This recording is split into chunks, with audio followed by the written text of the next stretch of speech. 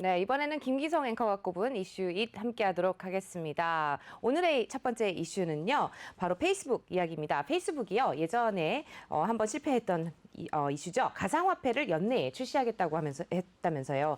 과거에 한번 실패를 했었는데 이번에는 좀 다른 화폐일까요? 네, 먼저 과거부터 얘기를 하면은 2019년 6월이었죠. 페이스북이 리브라라는 가상화폐를 출시하겠다 이렇게 발표를 했다가 한마디로 세계 각국에서 난리가 났었습니다. 그러니까 각국의 어떤 통화 안정성이나 금융에 대한 이 침해다라고 하면서 반발을 했고요. 네. 미국 하원에서는 청문회까지 열었습니다. 그래가지고 그때 청문회 이름이 리브라 청문회였는데 마크 저커버그가 불려나가서 아주 호된 질책을 받았는데 당시에는 이 리브라가 달러의 지위를 넘보는 거다. 이렇게 받아들였던 것 같습니다. 그래가지고 사실은 이 리브라 추진이 일단 잠정 중단이 됐다. 이렇게 보시면 되는 겁니다. 네, 그때는 무산이 됐는데 이번에 출시하겠다는 가상화폐는 리브라랑 다른 건가요? 네, 그때 리브라는 그러니까 스테이블 코인입니다. 그때 리브라나 지금 새로 추진하고 있는 게 DM이라는 이름인데 스테이블 코인입니다. 스테이블 코인을 잠깐 설명을 드리면 어떤 건가 하면 우리가 비트코인이 7천만 원. 왜 7천만 원이야? 아무런 근거가 없지 않습니까? 네. 여기에 비해서 스테이블 코인은 뭔가 하면은 화폐나 자산에 연동을 시키는 겁니다. 예를 들어 달러하고 연동을 시킨다든지 그러니까 1코인이 1달러 내지는 1코인이 금 1온스 이런 네. 식으로 연동을 시키는 겁니다. 그래서 이런 스테이블 코인인데 리브라 같은 경우에는 이 스테이블 코인으로 구성을 하면서 통화 바스켓을 사용을 했습니다. 네. 어떤 식인가 하면은 달러화 50%, 유로화 18%, 엔화 14%, 영국 파운드 11%, 싱가포르 달러 7% 이렇게 해가지고 통화 바스켓을 넣어가지고 리브라를 갖다가 코인으로 만든 거였습니다. 그래서 잠깐 뭐 딴 얘기입니다만은 중국이 저렇게 디지털 화폐 열을 올렸던 것도 리브라를 딱 가서 보니까 위안화가 없지 않습니까? 그렇죠. 그러니까 자기네들이 소외될지도 모르겠다라는 그런 급박함 때문에 디지털 화폐 개발에 총력을 기울였다. 이렇게도 해석하는 그런 부분도 있습니다.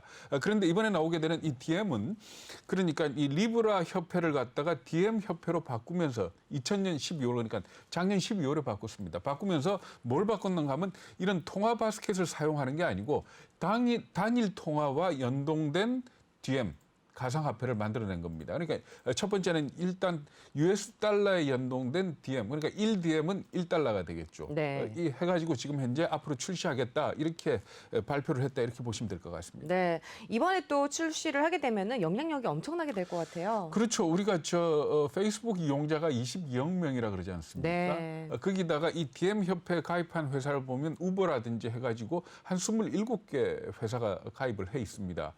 그런데 중국 인구가 14억 명 얘기를 하지 않습니까? 그러니까 그렇죠. 중국 인구보다도 훨씬 더 많은 사람들이 말하자면은 페이스북이 주축이 된 이 DM이라는 가상화폐를 사용할 수 있게 됐다. 이렇게 보시면 되는데 한번 생각을 한번 해보십시오. 그러니까 지금 중국이 추진하고 있는 이 디지털 화폐보다도 훨씬 더 빨리 달러 기반의 디지털 화폐가 통용이 된다 이렇게 보시면 되는 겁니다. 그러니까 물론 처음 거래는 개인 간의 거래로만 이 DM을 사용을 하도록 하겠다. 그리고 그 출시 규모도 그렇게 크진 않을 것이다라고 얘기를 합니다만은 만약에 이게 이 범용화 된다면 두 가지 문제가 있습니다. 첫 번째는 위안화 국제화는 더 멀어질 것이고 네. 왜 그런가 하면은 전 세계 22억 명 이상이 이 DM이라는 걸 통해서 서로 결제를 한다든지 서로 돈을 주고받고 하는 그런 과정이 올 거거든요. 예를 네, 들어서 그렇겠네요.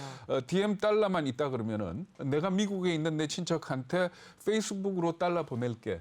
그렇죠. 가 가능해지는 겁니다. 이렇게 되면은 중국 위안화가 국제화에 좀 차질을 빚게 되는 것도 있고 두 번째는 이 달러를 중심으로 한 국제 결제 시스템 스위프트라 그러죠. 이건 역시도 아마 좀 영향을 받지 않겠느냐. 아하. 그러니까 아마 미국 입장에서는 이것저것 따질 겁니다. 네. 중국이 먼저 주도적으로 디지털 화폐를 발행하는 것을 갖다가 보고 있을지 아니면 정말 페이스북이 주도하는 DM US 달러를 갖다가 일단 한번 써보도록 만들게 할지 이 부분에 대해서 아마 결정을 내릴 것 같은데 CNBC가 보도한 내용을 볼 것 같으면 아마 출시 쪽으로 굳어지는 것 같습니다. 이렇게 된다면 정말 페이스북을 통해서 달러 보낼게가 일상화되는 그렇죠. 그런 세상이 올 수도 있는 겁니다. 네. 첫 번째 이슈로 페이스북이 가상화폐를 연내 출시한다는 소식 전해드렸고요. 두 번째 이슈도 함께 확인해 보겠습니다. 두 번째 이슈는요. 삼성전자가 네덜란드의 차량용 반도체 업체 NXP를 인수할지 모른다. 이런 내용이네요. NXP 어떤 회사인가요? 근데 우리 차량용 반도체 얘기하면서 여러 번 얘기를 했었죠. 그러니까 차량용 반도체 1위 업체는 독일의 인피니언이고 네. 2위 업체는 네덜란드의 NXP다.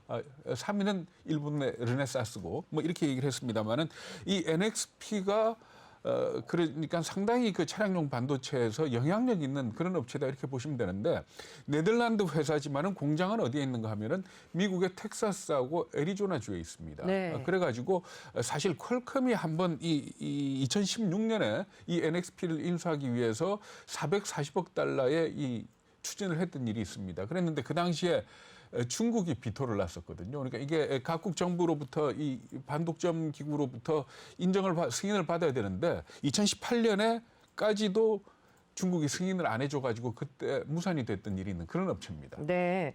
과거에도 삼성의 NXP 인수설 여러 차례 불거졌다면서요? 네, 그렇습니다. 그러니까 퀄컴의 그 NXP 인수가 무산됐을 때도 이게 NXP가 삼성 쪽에다가 인수 의사를 타진을 했다라는 그런 얘기가 나왔었고요. 그리고 네. 최근에는 작년 10월에 이재용 부회장이 네덜란드를 방문을 했던 때가 있습니다. 네. 그때 삼성 쪽에서는 뭐라고 얘기를 했는가 하면 ASML EUV 장비 때문에 ASML을 방문을 한다라고 얘기를 했는데 그러면서 좀 지나치게 굴었습니다. 뭔가 하면 ASML 간 사진도 공개를 하고 뭐 이랬거든요. 그러니까 업계에서는 이건 뭔가 숨기려고 너무 이 주의력을 갖다가 이쪽으로 집중시키는 거 아니냐 하면서 이 NXP 인수설이 나오기도 했었습니다. 그러니까 그만큼 이 NXP가 삼성과 삼성의 인수 대상이다 하는 얘기는 여러 차례 떠올랐다 이렇게 보시면 될 것 같습니다. 네. 어쨌든 간에 삼성전자 입장에서는 NXP를 인수하게 되면 좀 효과를 보게 될 것 같습니다. 네, 그렇습니다. 그렇죠? 그러니까 지금 삼성전자 입장에서 차량용 반도체를 해야 되는 거는 숙명입니다. 어떻게 네, 보면. 그렇죠. 그러니까 시스템 반도체를 하는 입장에서 차량용 반도체는 앞으로 자율주행 차량까지 생각을 하면 꼭 해야 되는 부분인데 사실 지금 라인을 갖다가 전환을 한다든지 증설을 한다든지 하는 이 부분에 대해서는 굉장한 어떻게 본다면은 리스크가 있는 거거든요. 네. 그런 측면에서 볼 때 NXP를 인수하게 된다면은 시너지 효과가 나지 않겠느냐 이렇게 예상을 하고 있다 이렇게 보시면 될 것 같습니다. 그렇다면 이제 결과를 언제쯤 알 수 있을까요? 그러니까 이 기사가 나온 건 한 2, 3일 됩니다. 근데 제가 오늘 전해드리는 이유는 뭔가 하면 어제 네. 이게 언제쯤 알려지겠구나 하는 기사가 나왔습니다. 뭔가 하면은 네. 사실 이 삼성의 NXP 인수와 관련해서는 엊그저께 얘기 나온 이후로 계속 얘기가 나왔거든요. 왜 그런가 하면 1월 달에 작년도 실적을 발표하면서 컨퍼런스 콜을 할 때 삼성 쪽에서 뭐라고 얘기를 했는가 하면 3, 4년 아래 아주 의미 있는 M&A를 할 것이다. 이렇게 얘기를 했고 사실 2017년에 하만을 80억 달러에 인수를 하고 난 뒤에 특별한 인수가 없었지 않습니까? 그렇죠. 그렇기 때문에 지금 이쯤 해서 인수할 때도 됐다. 더군다나 지금 현금 보유량이 100조가 넘거든요. 그러면 뭔가 인수를 해야 되는 거 아니냐 했는데 삼성전자의 NXP 인수설은 월가의 소식을 전하는 미국 잡지한테서 처음 제기가 됐었습니다. 베론즈라는 잡지인데 거기서 이 얘기가 나오니까 기자들이 삼성에다 물어봤습니다. 이게 사실이냐라고 했더니 긍정도 부정도 하지 않고 28일 날 1분기 실적 발표에 따른 컨퍼런스 콜을 하는데 그때 말하겠다. 이렇게 얘기를 한 겁니다. 그렇기 때문에 28일 날 발표를 하지 않겠느냐라고 생각을 하고 있고요. 그리고 아니라면 아니라고 얘기했을 텐데 뭘 그렇죠. 28일 얘기를 하냐. 이런 쪽에서는 기정사실로 받아들이는 그런 분위기도 있습니다. 그렇지만 어쨌든 간에 28일 지켜봐야 된다. 이렇게 보시면 올 것 같습니다.